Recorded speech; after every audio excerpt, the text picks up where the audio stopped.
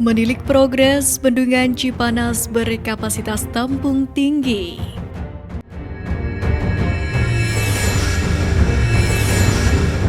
Rencana peresmian di bulan Agustus 2023.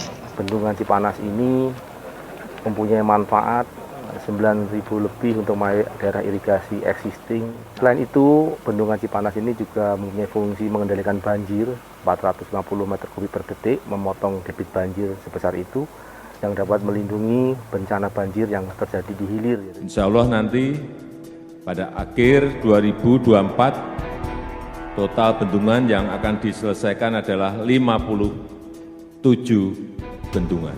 Sejak 2015 lalu, pembangunan bendungan dan waduk terus digalakan.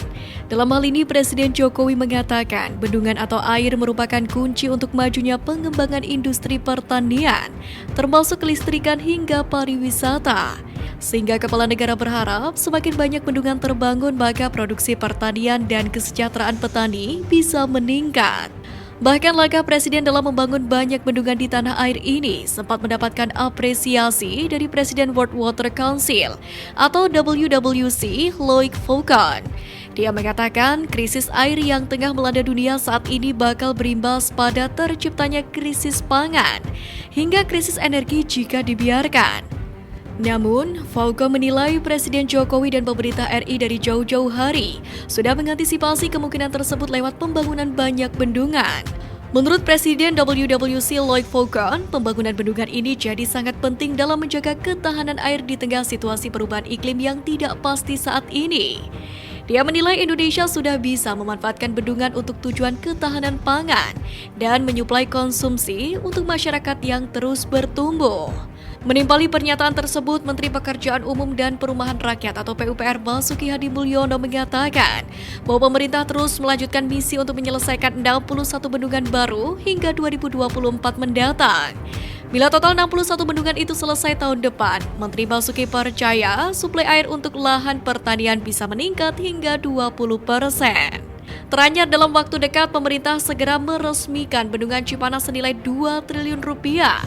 Dalam hal ini, Kementerian PUPR menyampaikan bahwa progres konstruksi Bendungan Cipanas di Kabupaten Sumedang sudah hampir rampung seluruhnya.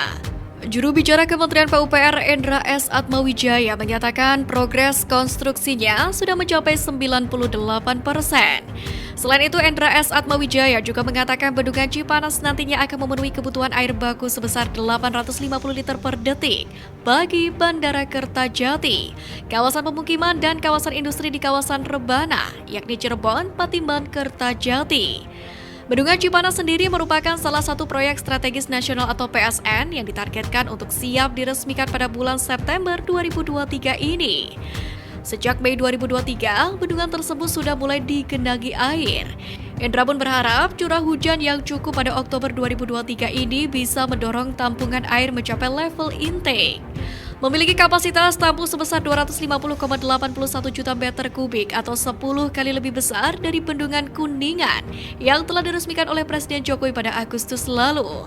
Bendungan Cipanas diproyeksikan dapat memenuhi air baku untuk kawasan industri di Kabupaten Sumedang, yakni sebesar 650 liter per detik, dan kebutuhan air minum masyarakat Kecamatan Terisi, Kabupaten Indramayu sebesar 200 liter per detik. Sementara itu, sebanyak 15 bendungan yang ditargetkan selesai tahun ini, baru 10 bendungan siap diresmikan pada tahun 2023. Kementerian PUPR mengalokasikan anggaran sebesar 47,13 triliun rupiah pada tahun 2023 ini. Selain itu, pada TA 2023, Ditjen Sumber Daya Air juga melakukan pembangunan 5.500 hektar daerah irigasi, rehabilitas 105.000 hektar jaringan irigasi, pembangunan 13 embung, penyediaan air baku kapasitas 2,61 meter kubik per detik, pembangunan 114,21 km pengendali banjir, dan juga pengamanan pantai, dan pengaliran 21 juta meter kubik lumpur Sidoarjo. Seperti yang sudah disampaikan sebelumnya, bahwa pembangunan bendungan merupakan salah satu cara dari pemerintah dalam menciptakan ketahanan pangan nasional. Presiden mengatakan masalah pangan ini menjadi fokus pemerintah ke depannya, mengingat adanya ancaman krisis pangan dunia.